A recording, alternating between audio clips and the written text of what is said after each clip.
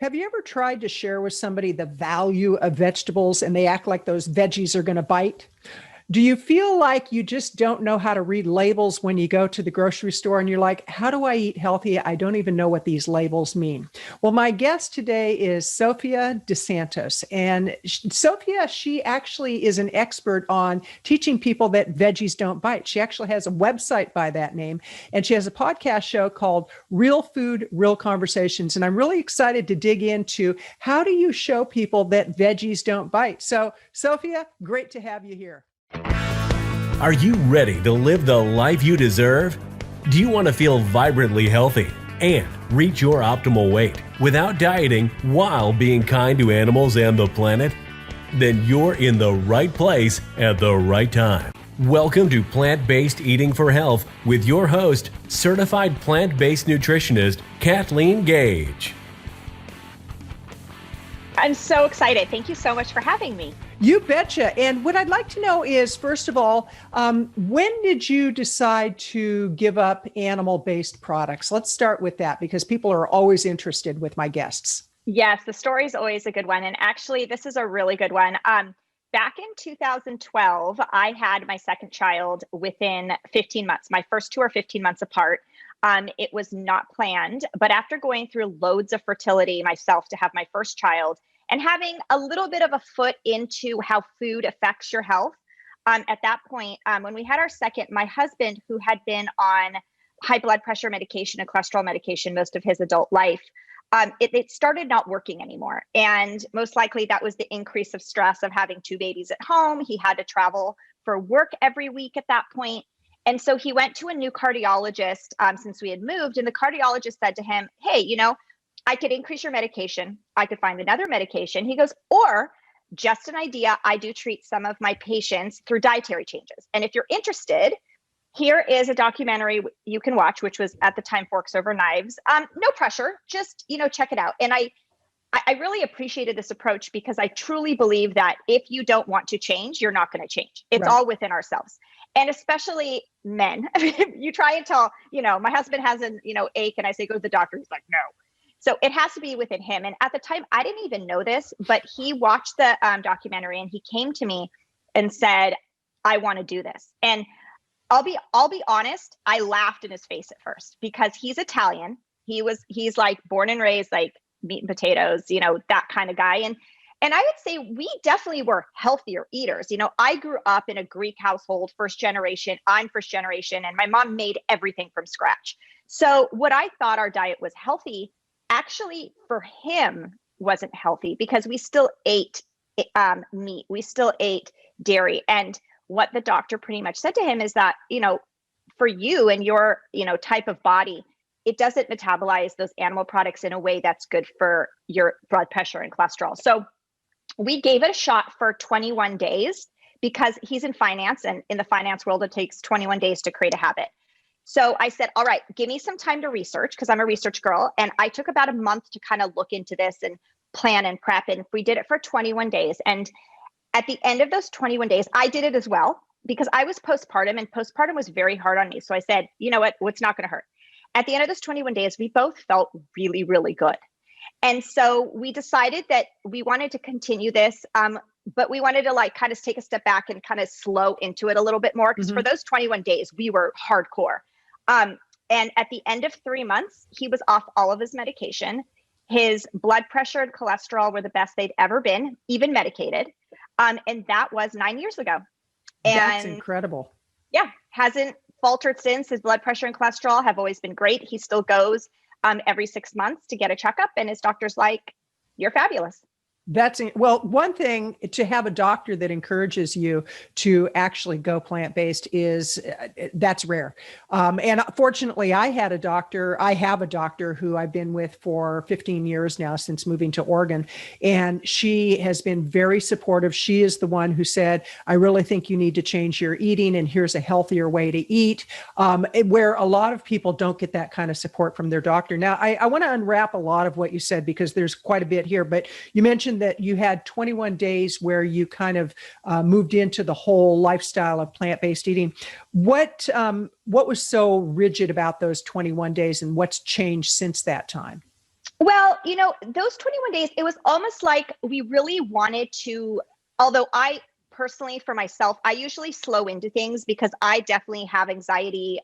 My mental health is really important to me. But at that point, we really wanted to just jump in with 2 feet just to see what it would be if we eliminated everything. So we actually eliminated gluten, sugar, alcohol, all animal products, and caffeine for 21 days. Wow.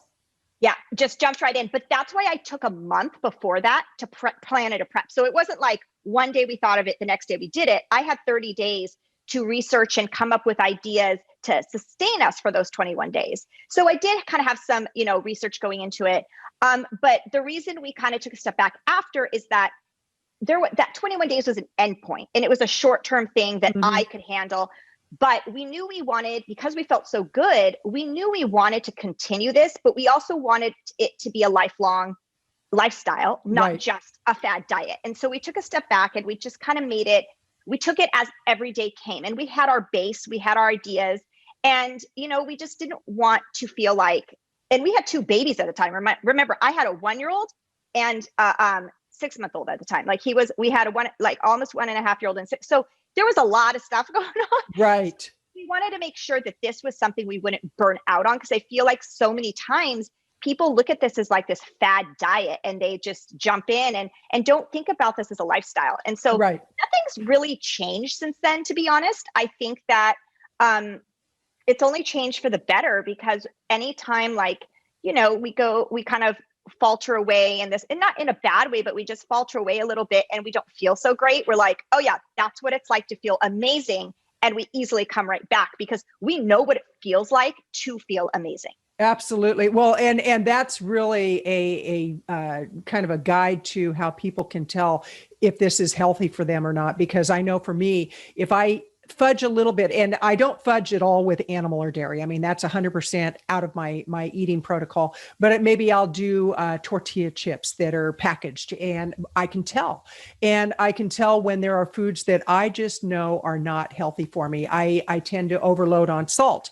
And when I do too much salt, I wake up in the morning with inflammation. And that was the reason that I started in September of 2018. I had terrible inflammation.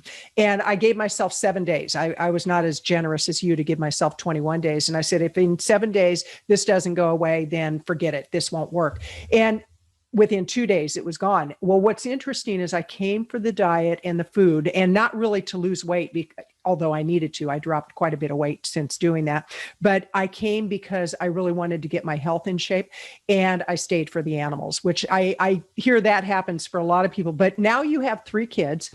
What was the difference in your pregnancy experience with the 3rd child compared to the first 2 and your postpartum?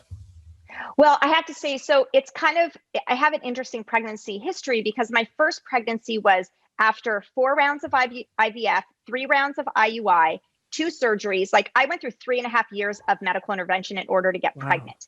So that first pregnancy was pretty rough because I had so many drugs and hormones in my body.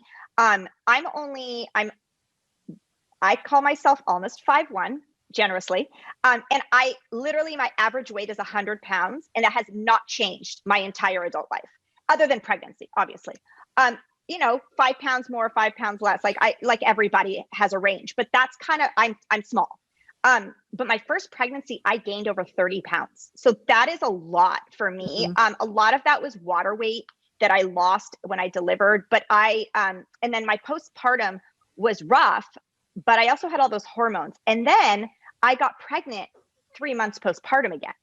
So my second pregnancy postpartum was even harder, but I almost feel like I never really recovered from my first. But I have anxiety. My hormones are always kind of crazy. I've already hit menopause at 43, early onset.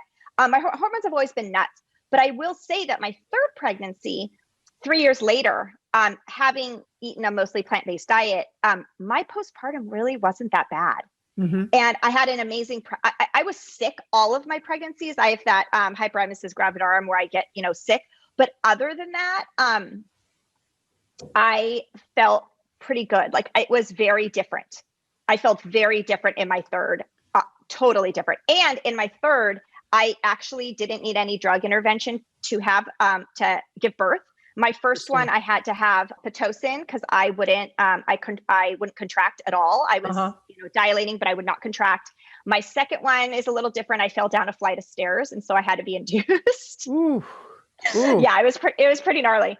But my third was my first, ironically, my first real pregnancy, where I got pregnant without really knowing what was happening. My pregnancy went normally. I didn't have very many doctor's appointments, which was so weird for me because I had so many in my others. And I delivered in a total natural way versus needing any interventions or anything like that. So that's incredible. And I want to remind people that this is Kathleen Gage with Plant-Based Eating for Health podcast show. And if you're watching this on YouTube, please go ahead and subscribe, hit the like button, give it a thumbs up, and leave a review. And if you're on any of the audio platforms, go ahead and leave a review and give a thumbs up in whatever way they let you. And I'm talking with Sophia DiSantis, and she is actually the founder of veggiesdon'tbite.com. And we're going to talk about that very shortly. But I want to still talk about this whole thing with pregnancy, the ease of pregnancy, the ease of getting pregnant. One thing I know through my research with a lot of men, one of the earliest detectors of a heart attack is actually ED, erectile dysfunction. And it's so interesting because, it's all about blood flow and everything. And a plant-based diet opens things up. It doesn't clog like a meat-based diet would. And it's so interesting because a lot of people from the research I've done, they do have an easier time getting pregnant when the husband or the male partner is actually eating a diet free of meat and dairy products because they have much better ability and higher sperm count and all of that. It's kind of crazy when you look at it. And also the whole idea of women having menopause earlier now and young girls having their period earlier. It's because of the toxins in the food, in the environment. It's because of meat-based products and dairy, all of that. So with your postpartum on the third one, was it remarkably different or markedly different, or was it about the same? What was your experience there? It was very different. I did not have the postpartum depression, like all those. I didn't have that roller coaster of hormones that I did with my first and second. It was just different. I mean, of course, I also didn't have another baby at home. I had my children were older and could help, but that I didn't feel that crazy hormone. And with all of my kids, I didn't really, my first one, I barely breastfed because I did not produce any milk. It's kind of genetic. My mom didn't really produce milk either. However, I also feel a lot of it was hormone based and everything I had in my body from all the IVF. My second had a tiny bit more milk, but not very much. But again, I was in this hormonal craziness of having 2 back-to-back babies.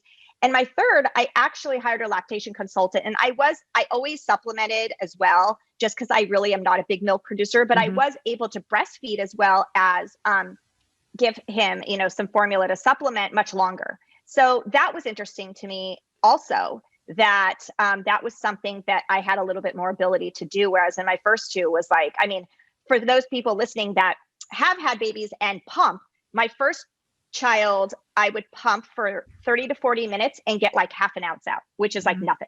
And it's crazy. And then by my third, I was able to pump that long and get about 3 ounces, which is insane. So again, it wasn't enough to sustain them fully, which I'm totally fine with. I've never been, I just wanted to feed my baby. It didn't matter to me how I did it, but it just is so interesting to me how different that was along with everything else. Well, and the whole thing about the mood swings and all that, I know for myself, I'm going to be 67 in a few weeks. And at my age, a lot of women, they feel frumpy, they feel lack of energy, lack of focus, and they keep affirming that. They say, oh, it's because I'm old. And it's no, it's because of the way you eat, probably, because I went on a 2-mile run this morning and I had to cut it out at 2 miles because I had work to do. But I have more energy now than I had in my 30s. It's crazy. And you actually consult with people on their eating. And I'm curious, before we talk about your business and veggiesdon'tbite.com, what I'd like to find out is, how do you feed your kids? Are they plant-based eaters? What's the whole protocol for your children? So that's a good question. I have a lot of people ask me that. And when my kids were little and before they had opinions, I mean, I've always fed my kids whatever we eat. That's the way I grew up. My mom was, Greek old school, and she literally just took whatever she ate, would puree it or chop it up a little bit. And that was our dinner. That was what it was. And I was the same with my children.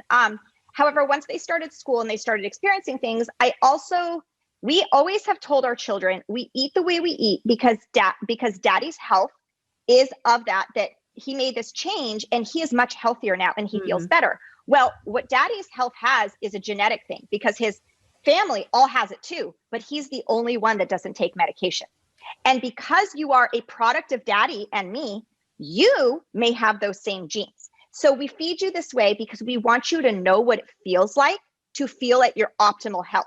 Now, when they go to school and do school lunch or when they go out, I do give them the choice to experience what they want because I really want my kids to choose a healthy lifestyle because it's internal and know what it's like, not because I tell them to. And I firmly believe, I'm a teacher, I have a master's in education, I taught for 14 years. And my personal belief is that for me, if you tell a child what to do without letting them experience it themselves, when they're adults, they're going to experience it at some point. I mean, not everybody, but most of them will. Right. And so do my children eat non-plant-based food? Absolutely they do, because they choose to sometimes. And do I make a big deal of it? No, but there's often times, like, for example, they went to frozen yogurt with a friend and they got seconds in their frozen yogurt and they came home. One of my children comes home and he's like, oh my God, my stomach is killing me. And I'm like, oh, weird. What did you have today? Knowing, my friend had texted me, FYI, he got a second frozen yogurt. I was like, okay. It's like, weird. What did you have today? And it's like, well, I did get seconds in frozen yogurt. I'm on, that's interesting. Do you think that has anything to do with your belly? He's like, probably. I'm like, So in their mind, they're making these connections on their own.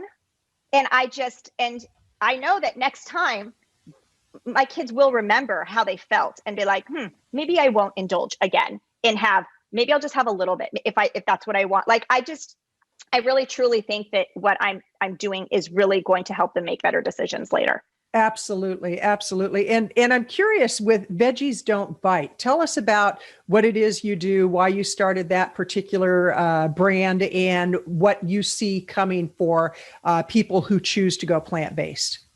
Well, the brand started, so when we changed our diet, I had to, we love food. Let me preface by saying this, like, we love food, and I don't just eat bland veggies because I love to indulge in all the wonderful flavors. And my husband and I both really love it. So I had to recreate all of our favorites in a plant-based way. And I had to do that from the very beginning. And I just started doing a lot of experimenting. I have a science background. I was pre-med in college. And I also, weirdly enough, I've got two sides of my brain working. I'm also extremely creative and artistic. So in the kitchen, it's almost my perfect place because baking, cooking, it's all a science, but it also, it requires a lot of creativity. So I started experimenting and started recreating some of my stuff, and friends would be like, oh, this is good. You need to start a blog. And I am not a writer. I've never liked writing. I am definitely, I would laugh and be like, yeah, right. I'm not creating a blog. I hate to write. I'm not doing that. Well, lo and behold, eventually I was like, okay, fine. I'll start a blog. I'll start writing these recipes down. And it just, at first, for the first probably like 5 years, it was kind of a side gig. I was raising my kids. I did it on the side. I love photography. I'm very self-taught in my photography, but I really got into perfecting my pictures, and it kind of started growing. Brands kind of started noticing me. I worked with a few brands on the side. And then when my third child started preschool, my husband said to me, well, you're going to have some time. Like, do you want to do more? Like, what do you want to do? Like, you don't have to do anything. Cause I'd retired from teaching by then, and I did not want to go back. He's like, you don't have to do anything, but if you want to, maybe we should think about that. So I hired a business coach, and my business took off from there. And I started doing so much more and started thinking about it as a business versus a hobby. And it really is a place where I show real recipes with using plants is all it is. And using not just plants, but using whole foods. So you'll see very little, not that I'm against it and not that I don't eat it sometimes, but for example, I just created a shepherd's pie, which is, a meat-based dish. Well, it's not created with ground Beyond Meat or whatever. It's created with lentils. It's created with chickpeas. It's nice. So it's all whole foods that I have tested and trialed over and over and over to get the flavor and texture of the real thing. And my shepherd's pie, by the way, was tested on my neighbor who literally moved here from England a year ago. So she is legit shepherd's pie expert. Right. And she gave it 2 thumbs up. She's like, this is incredible. That's awesome. Well, I know I visited your site and you have something with like, I don't know how many ways you can cook beans. And I was looking at that. It's like, oh my gosh. And I love beans. I mean, it's like beans are one of my favorite. Kidney beans, garbanzo beans, black beans, whatever. And so I'm definitely going to dig in and get that. Now, you also have a giveaway for people, which is reading food labels. Tell us about that. This is a guide I created because part of my teaching career and my master's degree is in actually reading acquisition. And one thing I taught children with learning disabilities. And so one thing that I learned in my teaching is that you have this endpoint of teaching a child to read. Well, you can't just like jump to doing that. You have to build the basic building blocks that they need in order to learn and reach that end goal. The same thing for like eating healthy is you need to have those basic building blocks so you understand and can make your own decisions. And learning how to read food labels to me is one of those building blocks, because when you go to the store, there is a million types of the same product. And like, for example, jarred marinara sauce. I love making my own, but reality is with 3 kids, having a jarred option at my fingertips is also a great strategy to make a quick meal. And when it comes to jarred marinara, there are so many different brands. And learning how to take that jar, turn it around and see what's inside and know what you're buying is really the basis of having a healthy store-bought option, because you can pick the one with 5 ingredients that are like tomatoes, olive oil, basil, whatever, or you can pick the one that has 85 ingredients with all these different things that don't really need to be in there. And so how to read a food label really starts, it's called the top-down approach, and it teaches somebody how to turn a product around, start from the top of that food label, and understand what every single thing in there means and what is best for them. Because like you said with salt, well, if you have salt to worry about, you need to know what the sodium count is and what is actually like the suggested amount of sodium. So it has all those things. It also talks about ingredients, what to look for. It talks about like, it gives you tips and tricks for like example, there's many different ways you can say sugar. It's not just going to say sugar. Right. I mean, there are over 50 names on what sugar is. And so it gives you a list of all the different ways that sugar is in there. It talks about the trick of about the like whole grains, for example. On the front of a package, it can say made with whole grains. But the problem is if you turn it around and you look at the ingredients, if the first ingredient does not say whole grains and says enriched, it is not mostly whole grains. Wow. So you have to know. And I mean, manufacturers are jumping through all the little hoops and loops. Another trick is for trans fats. If a product has 0.5 or less grams of trans fat, it does not, you can say on the front that it's trans fat free. However, all they have to do is lower the serving size so that serving size has less than 0.5 grams and they can say trans fat free, but it's not. So all you have to do is you have to look at the food label.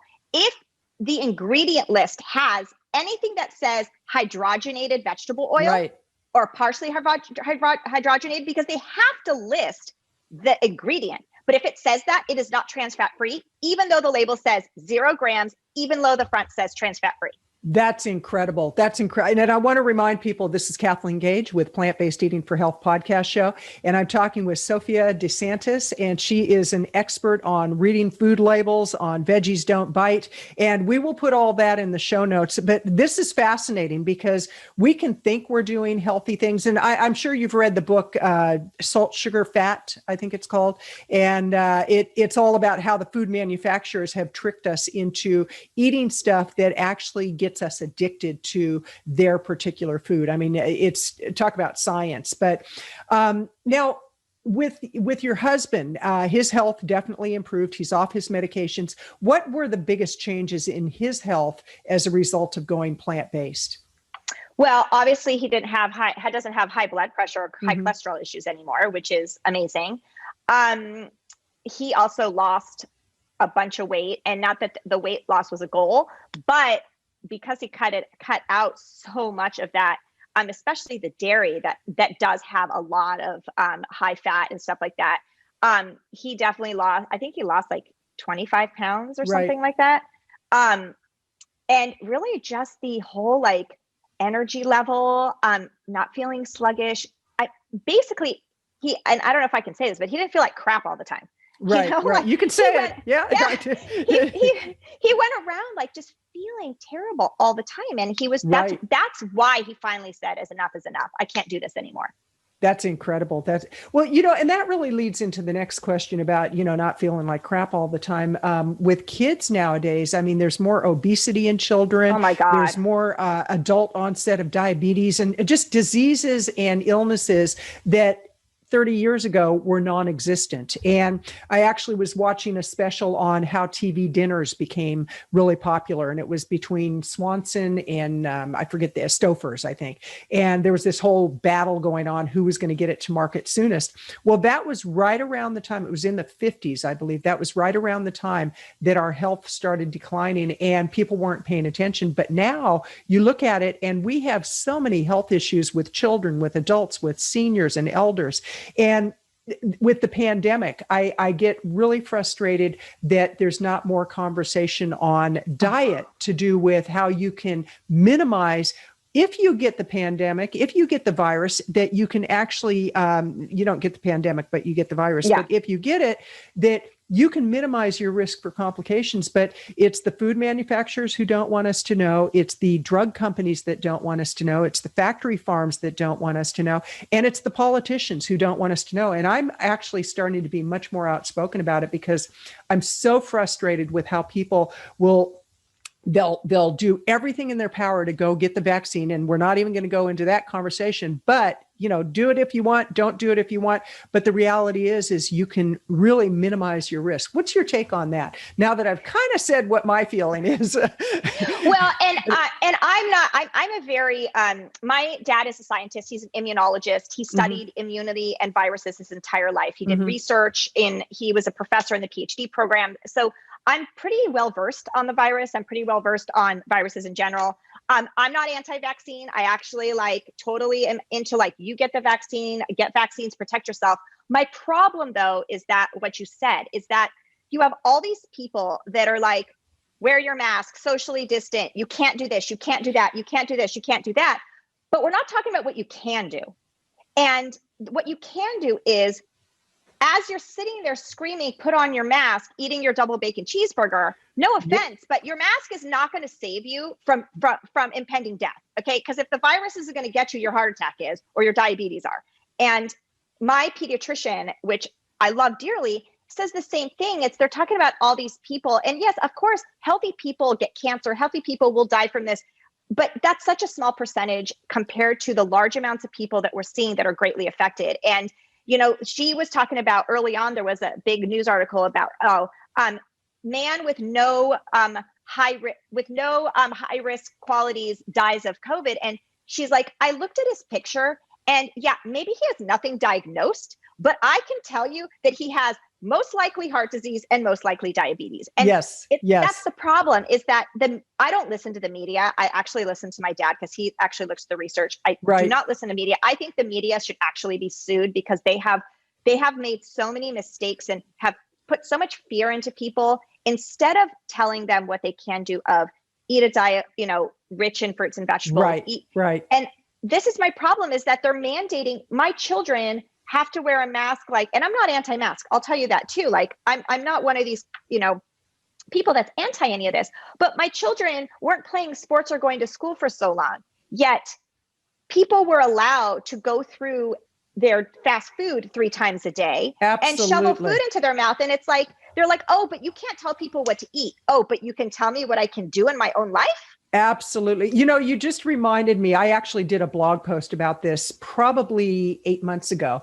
And the headline was, teen gets diagnosed, dies next day from COVID, no underlying causes. You look at his picture, the kid is 14 or 15 years old, well over 100 pounds overweight. I mean, his face was as round as a basketball. Exactly. And And I did a blog post on it. I said, you know what, that is so misleading because yes, he did have underlying causes to, and so I think that people need to be more aware of really how much power they do have around this whole situation. And it like you said, it doesn't mean don't wear the mask. Like me, I wear my mask when I go out because it's respect for other people.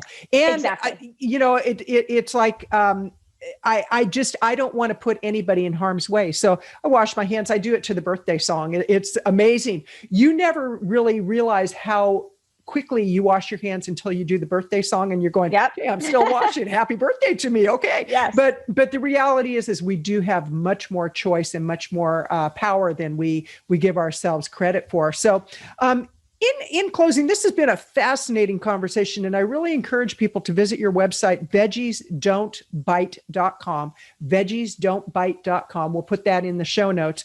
In closing, what are your final thoughts for people who are maybe sitting on the fence and they've read a lot and they've heard a lot? And that's been one good thing of the pandemic is there actually has been more conversation about this. But yes. What would you recommend to people who are kind of sitting on the fence and they're thinking, maybe I should give it a shot? I would definitely recommend start slow. It doesn't have to be an I'm jumping off the fence all the way or not doing it type of thing. Like start slow. Think about your favorite dishes and either try and find a plant-based alternative to those or find a way you can add more veggies into it. And part of the thing is people that don't eat whole foods, I almost look at their taste buds as a pipe that's clogged. You don't really know what real food tastes like. Mm-hmm. And until we start slowly unclogging those pipes and really tasting the amazingness of whole foods, you're not going to be able to truly understand how good they can be. So that's what I'm all about is, start slow, either get some help from me or somebody else if you don't know where to go. But there's so many resources out there and you can do it. I mean, I'm a mom of 3 kids who I've homeschooled for, other than this week, like over a year. My husband's been working from home. I've been running a business. Trust me, I've had a lot of ups and downs. And in those times, I have gone back to my simple meals that are not fancy, that I can do in under 15 minutes and still feed my family. And it is possible. It doesn't have to be fancy and it doesn't have to be all processed like meat alternatives and dairy alternatives. There's ways to get amazing food into your body that tastes fabulous. Awesome. Well, this is Kathleen Gage with Plant-Based Eating for Health podcast show, and I've been talking with Sophia DiSantis, and she is the founder of Veggies Don't Bite, and you can visit her website at veggiesdon'tbite.com. Also, get her free resource, reading food labels, and it's on her website. We'll put the link down below. And Sophia, thank you so much. This has been delightful, and I just so appreciate what you're doing. Keep doing what you're doing. Educate people, bring awareness to what can be what will be a life-changing experience. This is Kathleen Gage, wishing you a healthy life. Thank you for your commitment to an ethical life through plant-based food choices. The kind of choices that are kind to your body, the environment, and most of all, animals. Be sure to leave a review and rating of the Plant-Based Eating for Health podcast show.